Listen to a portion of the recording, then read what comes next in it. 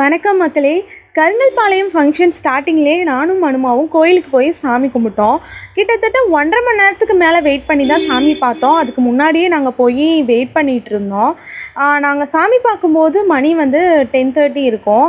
சாமி பார்த்துட்டு வெளியில் ஒரு சில ஃபோட்டோஸ்லாம் எடுத்துகிட்டு அதுக்கப்புறமா நாங்கள் ஃபுல்லாக சுற்றி பார்த்துட்டு இருந்தோம். நமக்கு தெரிஞ்சவங்க கடையில் கொஞ்சம் நேரம் நின்று பேசிகிட்டு இருந்தோம். என்னடா கோயிலுக்கு போகிறதும் சாமி கும்பிட்றதும் பெரிய விஷயமா அப்படின்னு நீங்கள் கேட்டிங்க அப்படின்னா, எங்களை பொறுத்த வரைக்கும் அது பெரிய விஷயந்தான். கோயிலில் கடை போடுறவங்களை பொறுத்த வரைக்குமே அவங்க கடையை மட்டும்தான் பார்க்க முடியுமே தவிர கோயிலுக்கு போய் சாமி கும்பிட முடியாது. ஆனால் அவங்களுக்கு நிறைய அதிர்ஷ்டம் இருக்குது. எல்லா இடத்துக்கு போகலாம், எல்லா கோயில்லையும் கடை போடலாம். ஆனால் அந்த கோயிலில் இருக்க சாமியை மட்டும் பார்க்க முடியாது. இதுதான் எங்களோட கடை. நாங்கள் குல்கி சர்பத் 2 கடை போட்டிருந்தோம்.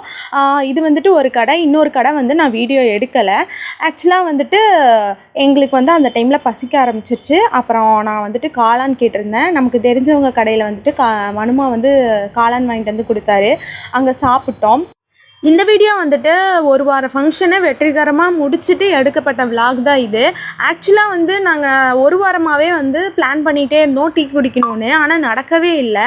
கடைசி நாள் ஃபங்க்ஷன் அன்றைக்கி நைட்டு 11:30 இருக்கும். அந்த டைமில் கண்டிப்பாக டீ குடிச்சே ஆகணும்னு சொல்லி முடிவு பண்ணி நாங்கள் டீ கடைக்கு வந்தோம். எந்த கடையுமே இல்லை அந்த டைமில். இந்த கடை மட்டும்தான் இருந்தது. அதனால் நாங்கள் இந்த கடைக்கு வந்துட்டோம்.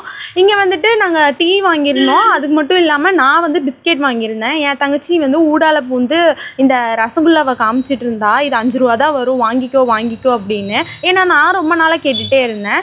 அதனால் அதையும் நாங்கள் வாங்கிக்கிட்டோம். இந்த நைட் டைமு அப்படின்னு கிடையாது.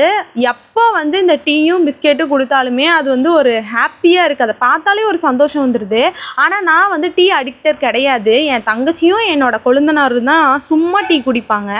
அன்றைக்கி நைட்டு டீயோடு போயிடுச்சு. அடுத்த நாள் காலையில் நாங்கள் சந்தைக்கு போயிருந்தோம். நேரமாக கிளம்பி சந்தைக்கு போயிட்டு நாங்கள் அப்புறமா எங்கே போயிருந்தோன்னா பேரேஜ் தான் போயிருந்தோம். ஏன் போயிருந்தோன்னா, என் தங்கச்சி மீன் கேட்டுகிட்டே இருந்தா. எனக்கு மீன் பொரிச்சு கொடுன்னு கேட்டுகிட்டே இருந்தா. அதனால சரின்னு சொல்லிட்டு நாங்கள் பேரேஜ் கூட்டிகிட்டு போயிருந்தோம். அங்கே போயிட்டு மீன் வாங்கிட்டு இருந்தார் மனுமா. அங்கே இருக்கிற எல்லா மீனுமே உயிரோடு தான் இருக்கும். ஃப்ரெஷ்ஷாக இருக்கும் மீனெல்லாம். அதில் அந்த மீன் கையும் காலும் ஆட்டிக்கிட்டு வாயெல்லாம் ஆட்டிக்கிட்டே இருந்துச்சு. என் தங்கச்சி அது கூட விளையாடிட்டு இருந்தா. என்னமோ அதை வளர்க்க போகிற விளாட்டம். அதையே பொரித்து திங்க தான் போகிறா. அது கூட போய் விளையாண்டுட்டு இருந்தா.